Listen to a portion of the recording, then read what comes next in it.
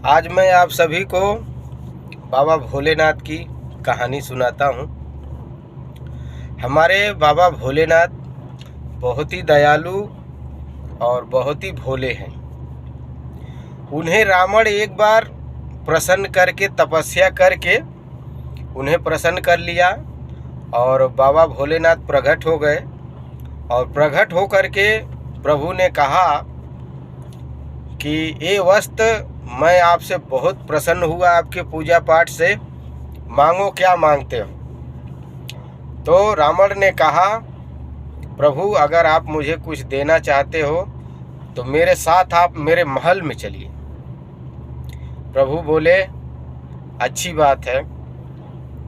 प्रभु जो है कि कहे मैं शिवलिंग बन जाता हूँ और इस शिवलिंग को लेके चलना। रावण कहता है ठीक है। प्रभु शिवलिंग बन गए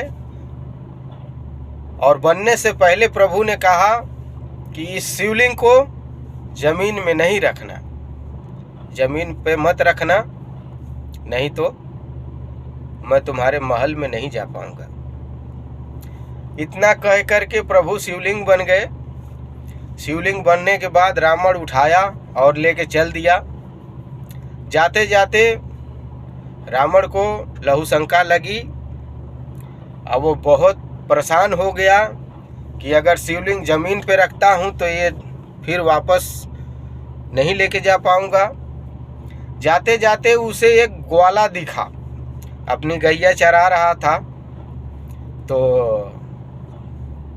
देखा कि एक ग्वाला है, उसके पास गया, कहा ग्वाले इसे पकड़ो और इसे जमीन पे मत रखना, मैं अभी आ रहा हूँ।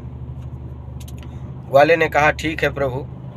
शिवलिंग को हाथ में पकड़ा तो अब वो गया शंका करने के लिए। अब उसे आने में देर होने लगी तो अब उसे ग्वाले को बहुत वजन लगने लगा। बाद में ग्वाले ने क्या किया, उसे वहीं ज़मीन पर रख दिया। और जब ज़मीन पे रख दिया, बाद में जब वो लहूशंका करके आया, देखा कि ज़मीन पे रखा हुआ है। बहुत उठाने का प्रयास किया लेकिन शिवलिंग वहाँ से उठी नहीं, क्योंकि प्रभु का वरदान था, इसके लिए शिवलिंग वहाँ से उठी नहीं। परेशान हो गया रावण।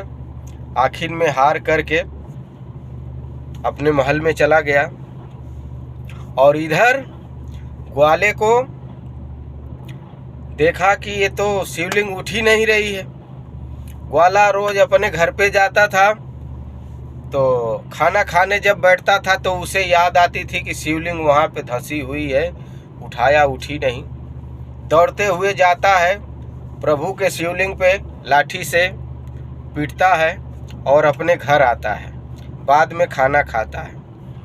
उसके इस प्रतिदिन नियम के वजह से हमारे बाबा भोलेनाथ इतना प्रसन्न हो गए कि जब लाठी बजा रहा था तो बाबा भोलेनाथ प्रकट हो गए।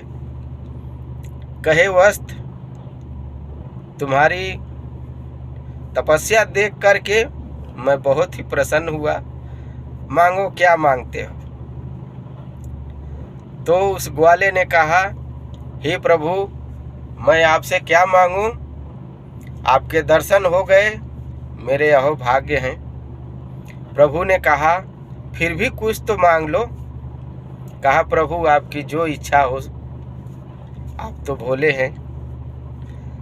तो वहीं से हमारे भोलेनाथ कहते हैं कि हे वस्त मेरे नाम के साथ तुम्हारा नाम जुड़ा रहेगा जब तक ये सृष्टि रहेगी। वही बाबा बैजनाथ के धाम जो है कि प्रसिद्ध हुआ और उस ग्वाले का नाम भी उसी शिवलिंग में जुड़ गया। उसी को बाबा बैजनाथ कहते हैं। तो हमारी कहानी, हमारे प्रभु बाबा भोलेनाथ की कहानी कैसी लगी आप लोग कमेंट के माध्यम से बताइएगा। और जो हमारे भाई बहन जुड़े हुए हैं उनको सादर प्रणाम है, नमस्कार है।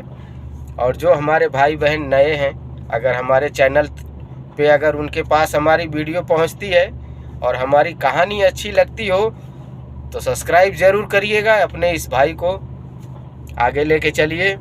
देखते हैं प्रभु की क्या महिमा है। हमारे प्रभु बाबा भोलेनाथ तो बहुत ही भोले हैं। हर हर महादेव।